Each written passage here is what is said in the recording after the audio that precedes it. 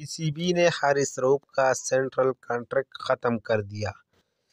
Pakistan cricket board پی C B نے fast bowler Haris رؤف کا central contract ختم کر دیا ہے۔ پی سی بی سے جمعرات کو یہاں جاری اعلامیہ کے مطابق یہ فیصلہ دورہ آسٹریلیا 2023-24 کے لیے پاکستان کے ٹیسٹ اسکواڈ میں شامل ہونے سے ان کا انکار کی تحقیقات کی روشنی میں کیا گیا ہے۔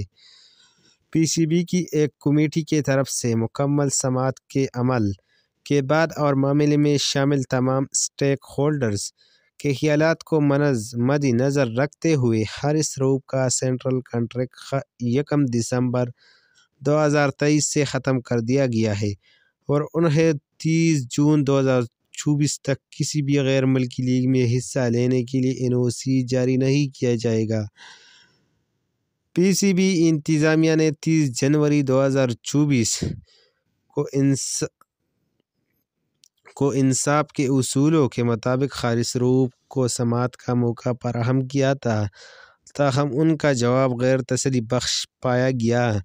پی سی بی کے مطابق پاکستان کے لیے کھیلنا کسی بھی کھلاڑی کے لیے اعزاز کی بات ہے۔ کسی بھی طبی رپورٹ یا معقول وجہ کی عدم موجودگی میں پاکستان کے اسکواڈ کا حصہ بننے سے انکار سینٹرل کنٹریکٹ کی خلاف ورزی ہے۔